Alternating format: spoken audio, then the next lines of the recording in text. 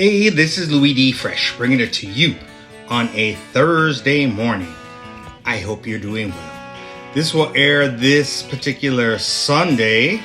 I forgot the date, but I know it's Memorial Day weekend, and thank you to all I know that unfortunately they passed, but to all those who gave their lives for this country, the United States of America. God bless. I think that's amazing.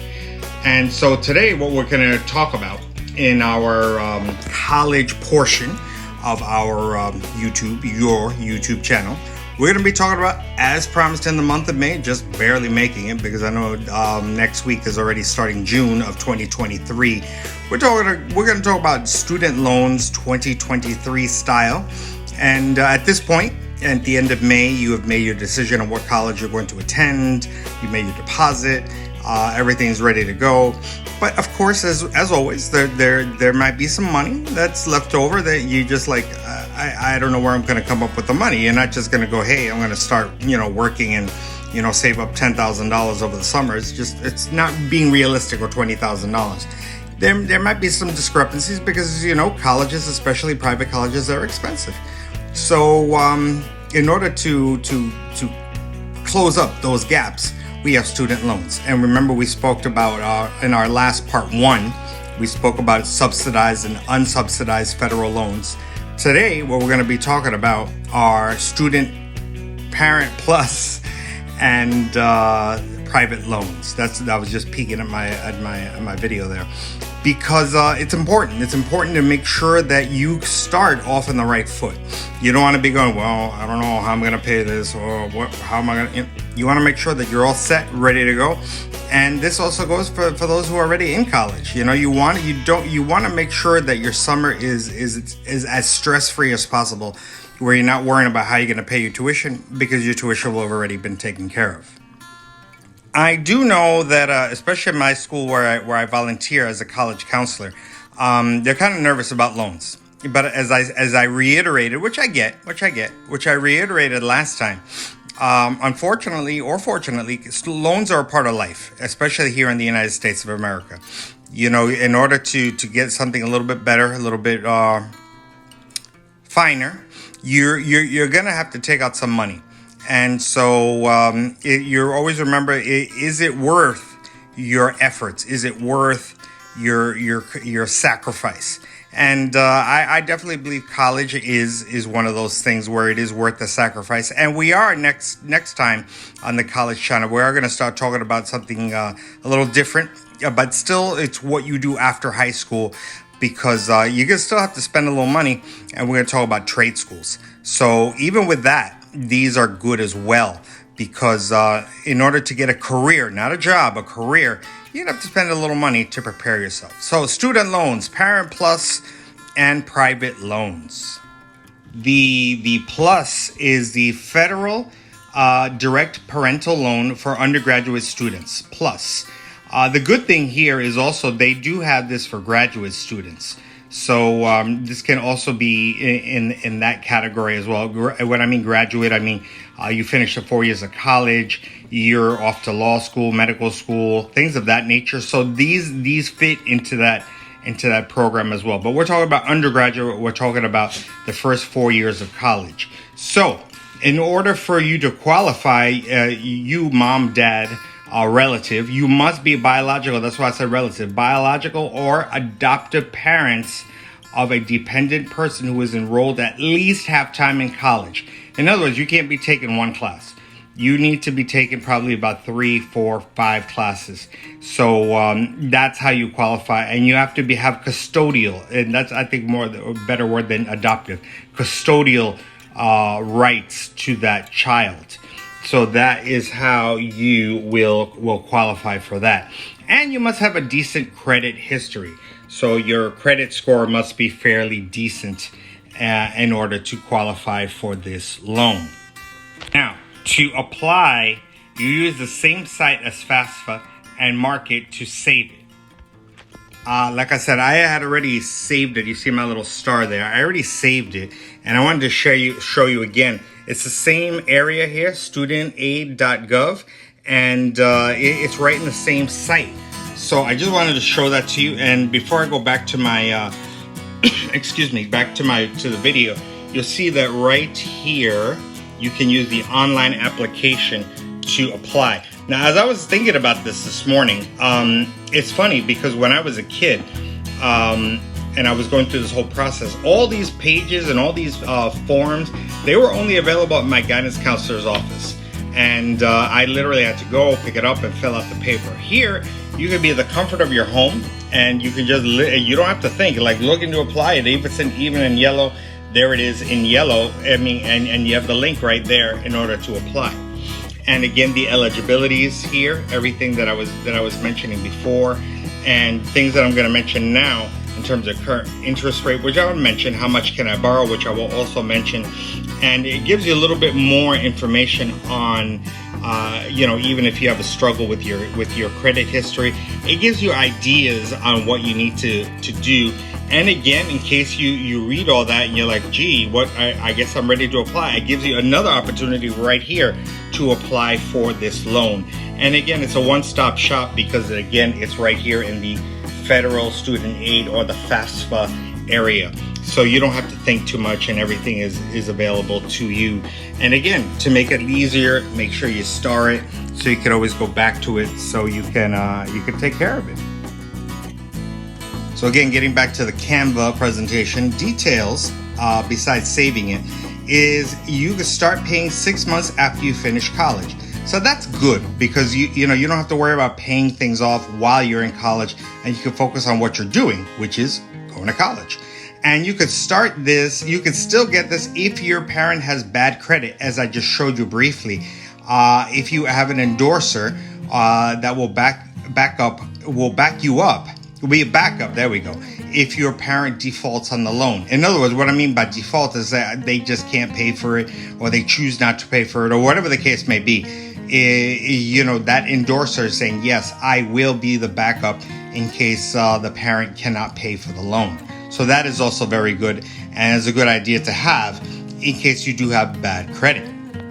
And a second detail that I picked up from that website, the interest rate, again, you may be watching this 10, 20 years from now, 2020, 2033, 2043, your interest rate might be different, but I do like that it's kind of locked in. I'm not a fan of this being called like these annual, the variable rates, where they kind of go up and down and up and down.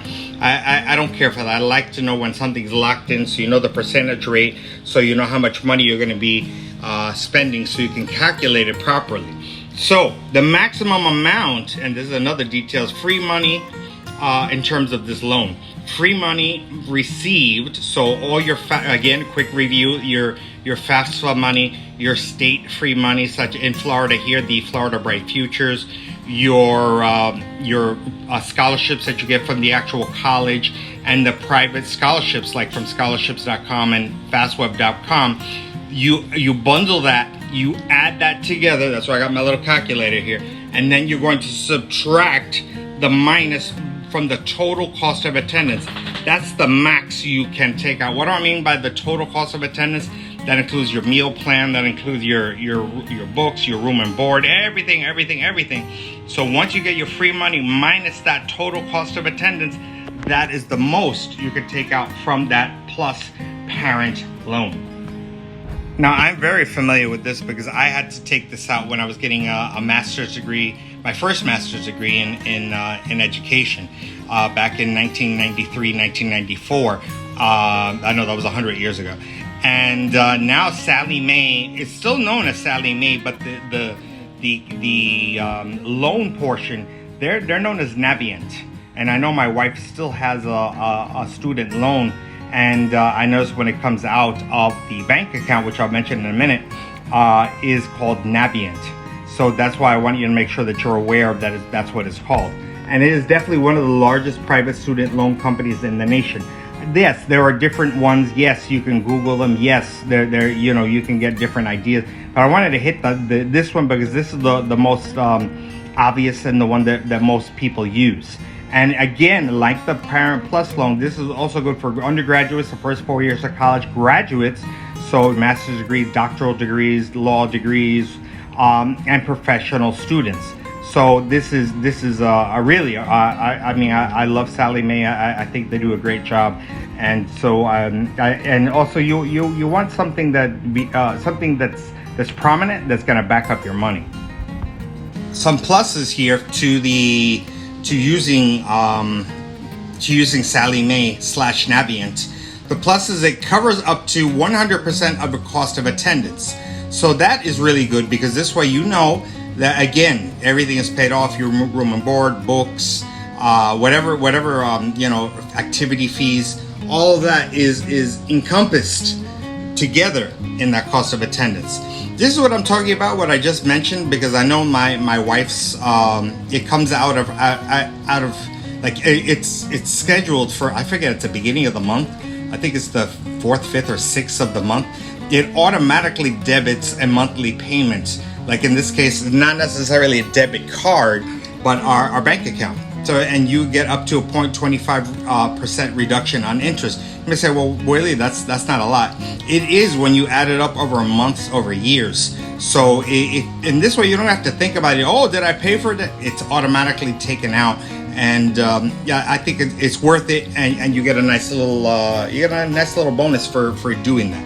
And international students, since most of my followers are indeed, or subscribers are international students, like from Pakistan, India, Bangladesh, and what have you, Italy, I believe, Canada even, you can use this in studying here in the United States of America.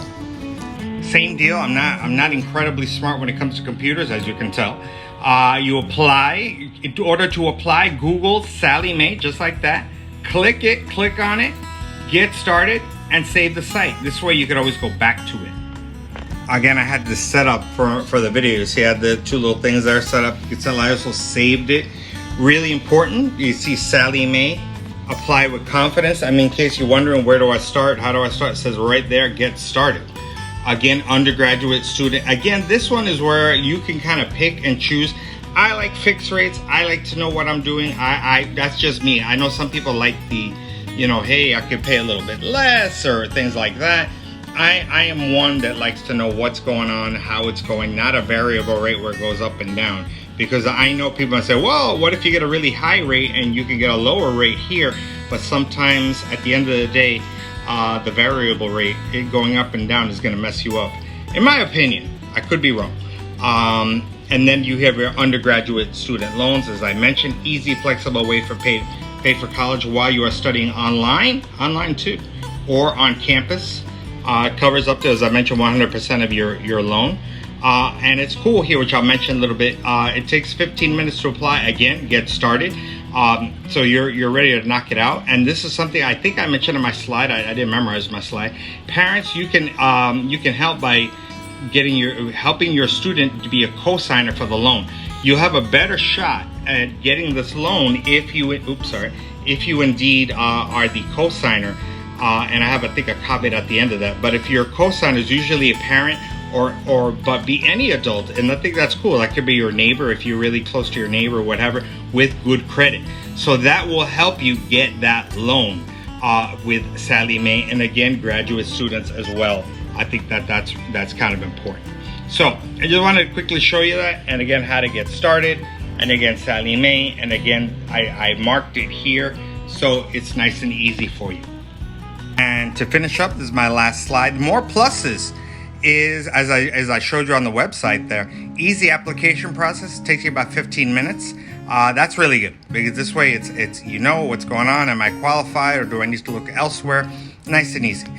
Flexible deferment program process. In other words, let's say, hey, okay, I finished college, but hey, I really liked what I was studying. I'd like to get some type of graduate degree, so you can defer. That's why life has little twists and turns.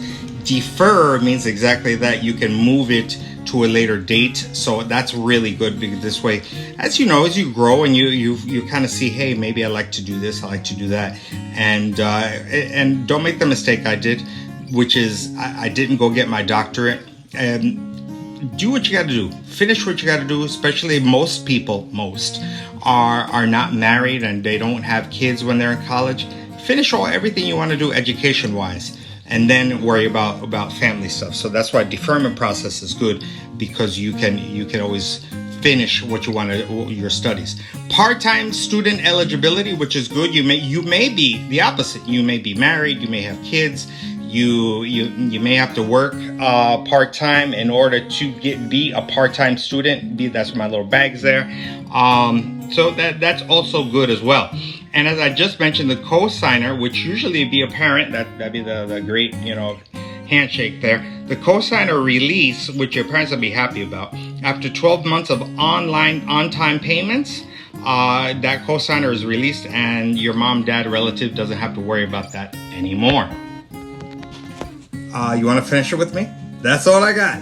I hope you enjoyed that, because I think it's important that for a college education and again, it's an investment like anything. Like, my little townhome is an investment, my car is an investment, even the fish tanks, they're an investment. Everything that you do that's kind of worth it.